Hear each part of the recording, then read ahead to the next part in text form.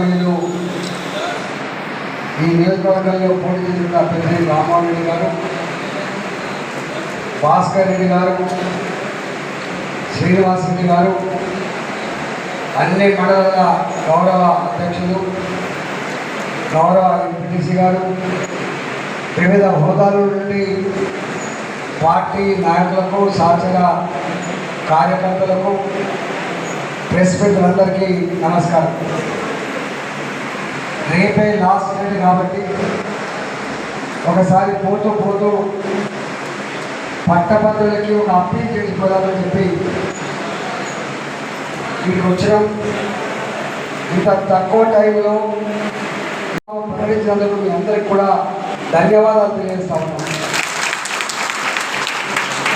నేను పొద్దున టిఫిన్ చేస్తున్నప్పుడు అయ్యా నేను లెక్చరర్ని, మా బాధలు ఎవరు పట్టించుకోవట్లేదు అనే మాట మాట్లాడాను. ఇక్కడ ఉండొచ్చు. ఏంటిది అంటే 2021 నుంచి ఇవాటి వరకు కాలేజీలకి గవర్నమెంట్ చెల్లించాల్సినటువంటి ఫీ రియంబర్స్మెంట్ చెల్లించకపోవడం వల్ల మాకు జీతాలు రావట్లేదు. ఒక్క నెలలో ఉద్యోగికి ఒక వారం రోజుల జీతం లేట్ అయితేనే గిలగిల కొట్టుకుంటాం. మరి మాలాంటలు 12 నెలలుగా జీతాలు రాకపోయినప్పటికీ కూడా మా బతుకులు ఏంటి అని చెప్పి ఎవరు తొలి చూడలేదని చెప్పి ఆవేదనతో కొన్ని మాట్లాడారు. ఇవాళ సత్యం 2021 మొదలుపెట్టి 2024 వరకు ఆనాటి టీఆర్ఎస్ ప్రభుత్వమైన ఇవాటి మనం ఇష్టంగా తెచ్చుకున్నటువంటి ప్రభుత్వమైనా కూడా రెండు వాళ్ళ పైరవీల మీద, వాళ్ళ సొంత ఎజెండాల మీద, వాళ్ళ సొంత సంపాదన దృష్టి పెట్టే తప్ప ఇలాంటి వాటి మీద దృష్టి పెట్టడానికి సజీవ సాక్ష్యం 6 నెలలుగా ఈ సమస్య పరిష్కారం కాలేదు. దాదాపుగా 7,500 కోట్ల రూపాయల బకాయిలతో ఇవాళ కాలేజీలలో, స్కూళ్ళలో పనిచేటువంటి టీచర్లు అన్నమో రామచంద్ర అని చెప్పి గొప్పగా చదువుకున్న వాళ్ళైనప్పటికీ కూడా ఇవాళ భారంగా బతికే పరిస్థితి వచ్చింది. మీకు తెలుసు, ఇంటికి రాయన ఊకోడు, పాల పిల్లైన ఉత్తరపోయాడు, స్కూల్ పిల్లలకు ఫీజు కట్టాల్సిందే. ఇవాళ ఆ కాలేజీలలో, ఆ స్కూళ్ళలో కూడా వాళ్ళకు 12 నెలల జీతం ఇవ్వరు. 10 నెలల జీతమే, 9 నెలల జీతం అయితే తప్ప 12 నెలల జీతం ఇచ్చే వ్యవస్థలు లేదు. వీటి మీద దృష్టి పెట్టవలసింది ప్రభుత్వాలు. కానీ ప్రభుత్వాలకు ఓట్లేసుకుంటప్పుడు ఉండే శ్రద్ధ, ఓట్లేసుకుంటప్పుడు చెప్పే మాటలు ఇవాళ ఓట్లు అయిపోయిన తర్వాత పట్టించుకోరు అనడానికి ఇది సజీవ సాక్ష్యం అని చెప్పి మనం చేస్తాం. మీకు తెలుసు, 24 సంవత్సరాలుగా ప్రజా జీవితంలో ఉండలేదు. ఈ తెలంగాణ గడ్డ మీద మేము తెలంగాణ రాష్ట్ర ఏర్పాటు కోసం మాత్రమే కాకుండా ఎవరు ఎక్కడ అన్యాయం జరిగిందని చెప్పి ఒక ట్రెండ్ వేసి ఉద్యమాలు చేసినా ఆ ఉద్యమాలకు సంఘీభావం చెప్పిన బిడ్డ నేను.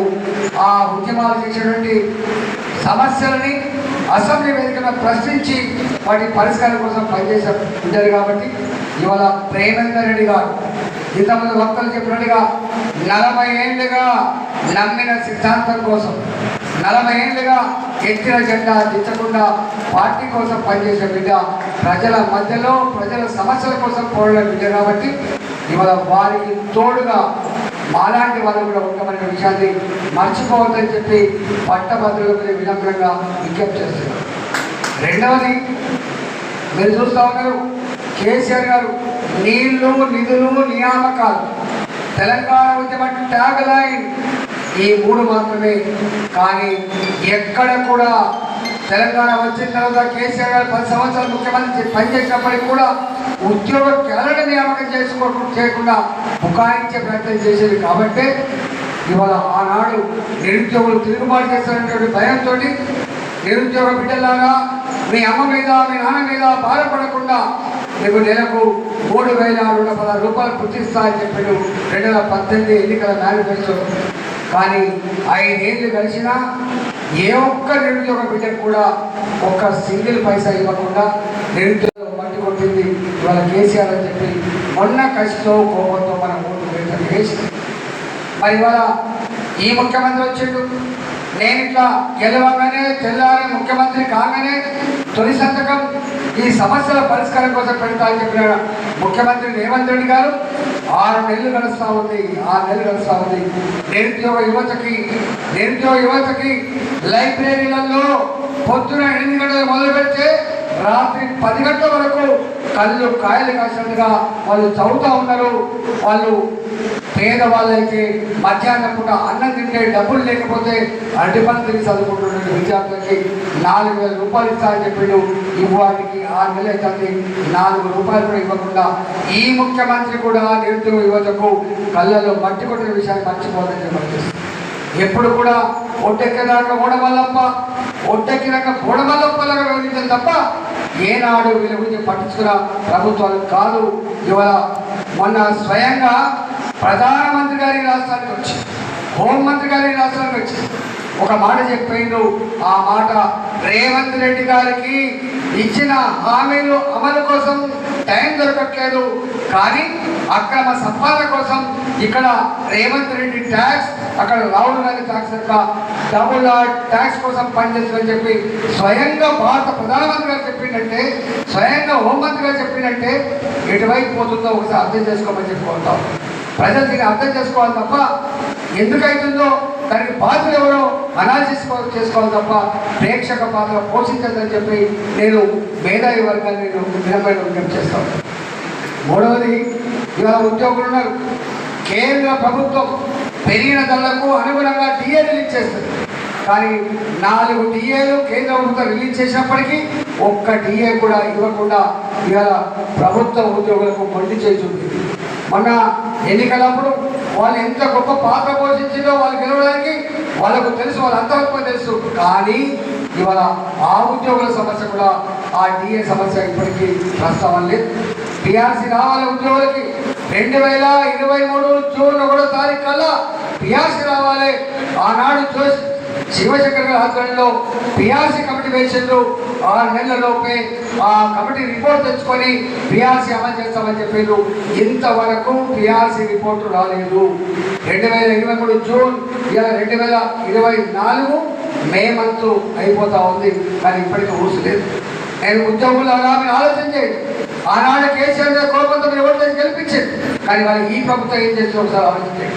ఇవాళ ఉద్యోగుల పిల్లలు, ఉద్యోగుల కుటుంబ సభ్యులు అనారోగ్యం పాలై దవాఖానకు పోతే ఈహెచ్ఎస్ కార్డు పట్టుకుని పోతే దవాఖానలో కురిపించి పెడతారు. మీరు బయటకు వెళ్ళిపోండి.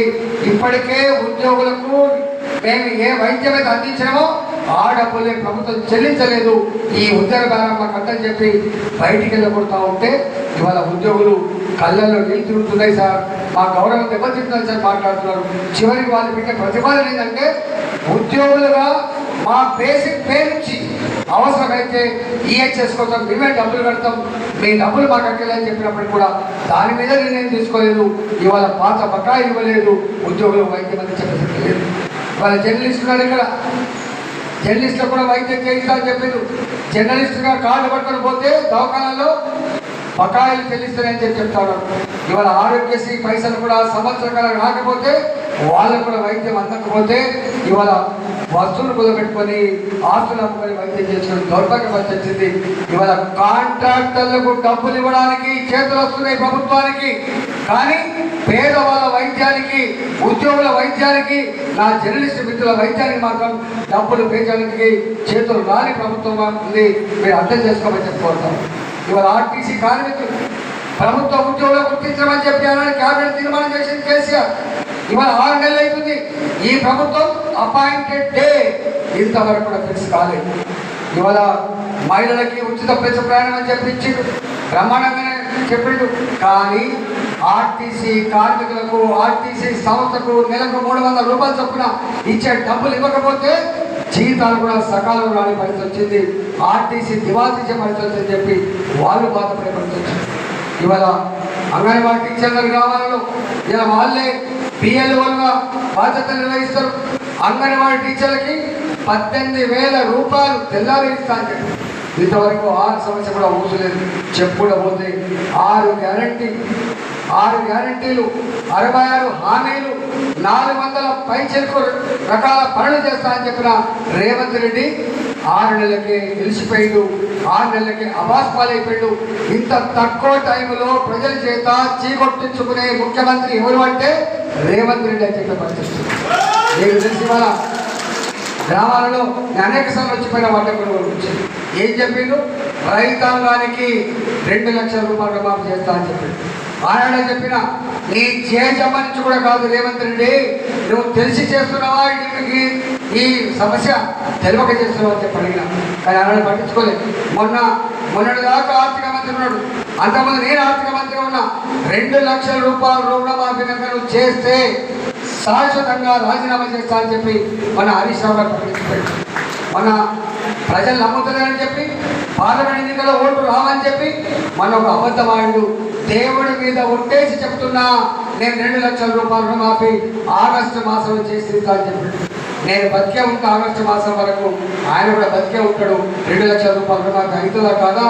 గతంలో ఏ ముఖ్యమంత్రి అయితే నంబర్ వన్ చెప్పిండో ఆ ముఖ్యమంత్రి 1 లక్ష రూపాయలు రుణమాఫీ చేయకుండా చతికిల పడితే వెలకిల పడితే ఎన్నికల్లో మళ్ళీ గ్రామాలకు పోతే రైతులు తిరుగుబాటు చేస్తారని చెప్పి రింగ్ రోడ్ అమ్ముకున్న పైసలు ఇవాళ భూములు అమ్ముకున్న పైసలు తీసుకొచ్చి బ్యాంకులకు కడితే వడ్డీకి సరిపోయింది తప్ప మొత్తం రైతుల అసలు రుణమాఫీ పూర్తి స్థాయిలో చెల్లించిన మాట వాస్తవం అవునా కాదా మీరు చెప్పమని చెప్పుకొస్తారు. లక్షనే చేయకపోతే 2 లక్షల రూపాయలు రుణమాఫీ చేస్తా అని చెప్పి రేవంత్ రెడ్డి చెప్తే నమ్మా ఎన్ని హామీలు ఇచ్చిందే. ఓ తెలంగాణ ఆడబిడ్డలారా 2,500 రూపాయలు వెంటనే ఇచ్చేస్తా అని చెప్పి ఏ ఒక్కరికైనా 2,500 రూపాయలు వచ్చిందా? 2,000 రూపాయలు పెంచే సరిపోతలేదు, 4,000 ఇస్తా అని చెప్పిండు. ఇచ్చిండా? ఎవరికైనా 4,000 రూపాయలు? 4,000 రూపాయలకు ఏం కర్మ? 6 ఇచ్చిండా? కొత్త పెన్షన్ ఇస్తా అని చెప్పిండు, కొత్త పెన్షన్ లేవు. ఇవాళ చివరికి విధి వంచన గురై మిగిలిపోతే సాధారణ సర్టిఫికెట్లు కూడా ఇవన్నీ దృష్టిలో ఈ ప్రభుత్వం ఉంది. రూపాయి ఖర్చు కానీ రేషన్ కార్డు కూడా ప్రింట్ చేయకుండా ఇలా ప్రజలకు ఇవ్వకుండా మోసం చేస్తున్న ముఖ్యమంత్రి రేవంత్ రెడ్డి అని చెప్పి ఇవాళ మీ పాలకొట్టున్నది. ఇవాళ పాలకొట్టులో ఏమైనా పెడుతున్నారు వాళ్ళు ఇలా వేసిన మనం బ్రహ్మాండమైన మేరతో వేస్తుంది. ఇవాళ అంతకుముందనే కనీసం అటో ఇటో ఇంటికి పోతే ఇంత చేపొచ్చడు ఉండేది, అటో ఇటో ఇంత సమస్య పరిష్కరించడం ఉండేది. కానీ ఇవాళ మీరు ఎందుకు వచ్చిందని చెప్పి ఇప్పుడే ఎవరు మాట్లాడుతున్నారు. మీరు మా ఇంటికి ఎందుకు వచ్చిండ్రు, ఏ పనిది వచ్చిందని చెప్పి మాట్లాడుతున్నారంటే వాళ్ళకు ఎందుకు ఓటు వేసినామో పేన మీద నుంచి పొయ్యిల పడ్డ మాట వాస్తవమా కాదా ఆలోచన చేసుకోమని చెప్పుకుంటారు. ఆనాడు ఏం రోడ్లు వేసిందా? ఇవాళ డబ్బులు సంఖ్య చేసిందా? ఏదైనా ఊరిలు కట్టిందా? డబ్బులు బెడ్రూమ్లు ఇచ్చిందా? పెన్షన్ ఇచ్చిందా? ఏమి ఇచ్చింది? ఏమి ఎలగబెట్టలేదు వీళ్ళు, ఏమి ఎలగబెట్టలేదు. చివరికి ఏమంటున్నా ఆయన, నేనేదో ముఖ్యమంత్రి అయిన తర్వాత సచివాలయానికి పోతే లక్ష్య బిందెలు ఉన్నాయని చెప్పి వచ్చినా కానీ ఖాళీ చిప్పలే ఇచ్చింది కేసీఆర్ అని చెప్పి మిగిలి మాట మాట్లాడుతున్నట్టే కాంగ్రెస్ పార్టీ ఈ దేశాన్ని 5 దశాబ్దాలు పాలించింది, రాష్ట్రాన్ని 4 దశాబ్దాలు పాలించింది, 10 సంవత్సరాల కాలం పాటు ప్రతిపక్ష పాత్ర పోషించింది. ప్రతిపక్ష పార్టీగా ఉన్నటువంటి కాంగ్రెస్ పార్టీ ఏం మాట్లాడిందో తెలంగాణ అప్పుల ఊపిలో కూడుకుపోయింది అని చెప్పి మాట్లాడింది, తెలంగాణ దివాళా తీసిందని చెప్పి మాట్లాడింది. మరి దివాళా తీసిన తెలంగాణ అప్పుల ఊపిలో అయ్యా అయిపోయిందేమో అయిపోయింది. మీకు మళ్ళీ విజ్ఞప్తి చేస్తున్నా, నాకు 14 సీట్లు ఎంపీ సీట్లు గెలిపించబడి రాహుల్ గాంధీ గారు ప్రధానమంత్రి అవుతాడు, రాహుల్ గాంధీ గారు లంకె మీద ఇస్తే తీసుకొచ్చి మీకు ఇస్తా అని చెప్తాడు. సాధ్యమవుతుందా? ఎన్ని సీట్లు ఉన్నాయి ఈ భారత లోక్సభలో? 543 సీట్లు ఉన్నాయి, 543 సీట్లు ఉన్నాయి. ప్రభుత్వం రావాలంటే 280 సీట్లు కావాలి. ఈ కాంగ్రెస్ పార్టీ 280 సీట్లు పోటీ చేసిందా? మరి చేయలేదు. ఆంధ్రప్రదేశ్ ఉన్నది 25 సీట్లు పోటీ చేసింది, ఒకటైనా గెలుస్తుంది అక్కడ. ఇవాళ పోటీ చేసిందే 250 సీట్లు తక్కువ, కంటే తక్కువ. గెలిచేది 60-70. 2014లో ప్రతిపక్ష హోదా రాని పార్టీ, 2019లో ప్రతిపక్ష హోదా రాక చచ్చిపోయిన కాంగ్రెస్ పార్టీ ఇవాళ రాహుల్ గాంధీ ప్రధానమంత్రి అవుతాడు, లంకె బిందెలు ఇస్తాడు, మళ్ళీ సమస్యలు పరిష్కరిస్తా అని చెప్తే ఎవరు నమ్మన్నో ఒకసారి ఆలోచించుకోమని చెప్పుకుంటాం. ఇవన్నీ చెప్పుకుంటూ పోతే ఉడవదు, మళ్ళీ మేము దూరం పోవాలి. కాబట్టి చివరిగా ఒక మాట చెప్పారు, ఇవాళ నేను చెప్పిన సమస్యల పరిష్కారం అసెంబ్లీలో భారతీయ జనతా పార్టీ ఇప్పుడు ఇక్కడ కొట్లాడుతూ ఉంది మహేష్ రెడ్డి గారి నాయకత్వంలో. ఇప్పటికే మనకు ఒక ఎమ్మెల్సీ నుండి రేవంత్ రెడ్డి గారు, రేపు ప్రేమేందర్ రెడ్డి గారిని తోడుగా ఇవ్వండి. వాళ్ళు చేసే పోరాటానికి భారతీయ జనతా పార్టీ మీకు అండగా ఉంటుంది. గతంలో పేపర్లు లీక్ అయినప్పుడు కావచ్చు, 317 జీవోకు వ్యతిరేకం కావచ్చు, ఇవాళ అనేక సమస్యల మీద, నిరుద్యోగ వృత్తి మీద, వడ్ల కొనుగోలు మీద, అనేక సమస్యల మీద కొట్లాడిన పార్టీ భారతీయ జనతా పార్టీ మాత్రమే. రేపు కూడా కొట్లాడే పార్టీ భారతీయ జనతా పార్టీ.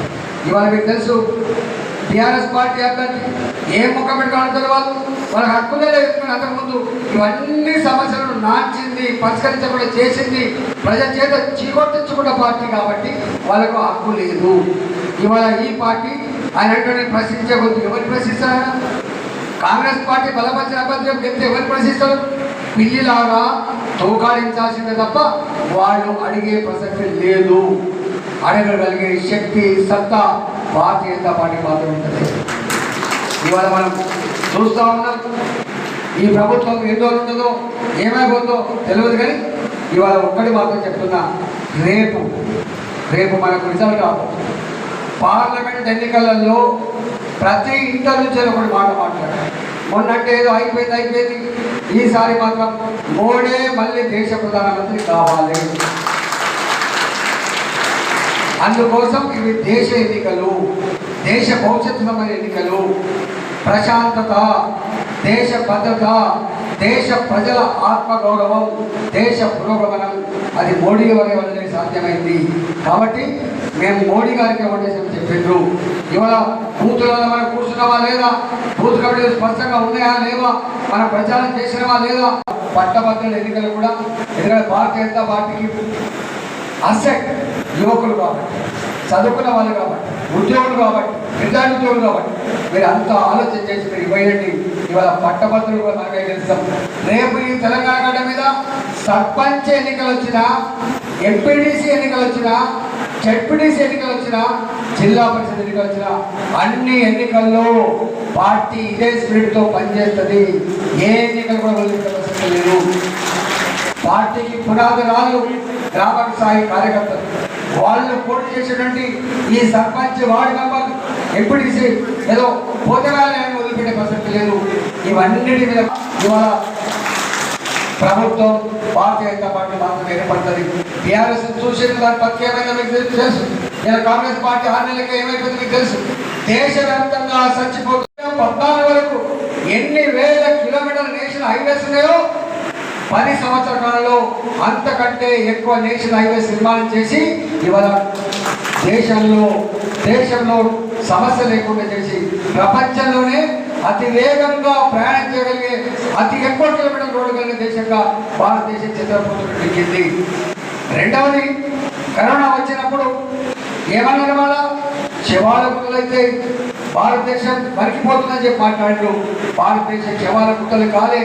అతి తక్కువ కాలంలో మోడీ గారు ప్రజల ఆకలిని అర్థం చేస్తారు. 80 కోట్ల ప్రజానికానికి ఒక్కొక్కరికి 5 కిలోల బియ్యం ఇచ్చి ఇవాళ ఆకలిని తీర్చడమే కాకుండా 2 వ్యాక్సిన్ ఇచ్చి, బూస్టర్ డోస్ ఇచ్చి మన ప్రజానికాన్ని కాపాడి, కరోనా అంటే భయం లేకుండా చేసి ప్రపంచ ప్రజానికానికి వ్యాక్సిన్ అందించిన దేశం నరేంద్ర మోడీ నాయకత్వంలో మన దేశం అంటే. ఇవాళ ఒకనాడు జమ్మూ అండ్ కాశ్మీర్ ఎట్లుండేది, ఏమైంది అక్కడ? ఒకప్పుడు దేశవ్యాప్తంగా బాంబుల మూతలు, తుపాకుల మూతలు, స్లీపర్ సెల్స్, ఇవాళ అవన్నీ దేశంలో ఎక్కడ కాబట్టి నేషనల్ హైవేస్ నిర్మాణం చేయబడ్డాయి. 11వ ఆర్థిక వ్యవస్థ ఉన్న భారత్ 5వ ఆర్థిక వ్యవస్థగా ఎగబాకింది. రేపు మళ్ళీ ప్రధానమంత్రి మోడీ గారు వస్తే 3వ అతిపెద్ద ఆర్థిక వ్యవస్థగా ఇవ్వాలనే ఆస్కారం ఉంటుంది అని కళ్ళెగిరి చెప్పినటువంటి స్థాయికి ఎదిగింది భారత్. కాబట్టి ఈ పురోగమనాన్ని, ఈ వేగాన్ని ఇట్లనే మనం కొనసాగించాలంటే ప్రతి కార్యకర్త, ప్రతి నాయకుడు గ్రామీణ ప్రాంతాల్లో ఇవాళ పట్టభద్రులు అందరూ కూడా ఐడెంటిఫై చేసుకొని ఒక్కొక్కరు ఒక్కొక్క ఓటును సాధించి గొప్ప విజయం సాధించాలని చెప్పి మనవి చేయడానికి ఇక్కడ వచ్చారు. కాబట్టి మీరందరూ ఇక్కడ 2 డేసే ఉంది. ఇవాళ రేపు ప్రచారం బహిరంగ లాస్ట్ ఎల్లుండి ప్రిపరేటరీ డే కాబట్టి దయచేసి అందరికీ, ఎందుకంటే ఎక్కువ టైం మీకు వేస్ట్ చేయదు. కాబట్టి మీరు అందరూ ఎక్కడ ఉన్నారో ఆ ఓట్లు, ఎవరు వాళ్ళు, వాళ్ళ ఫోన్ నెంబర్ ఏంటి, వాళ్ళు ఎట్లా వస్తారు, వాళ్ళు ఎట్లా కన్వీన్స్ చేస్తామో అదంతా కూడా చేయాలని మనం చేసి సెలవుతున్నా. భారత్ మాతాకి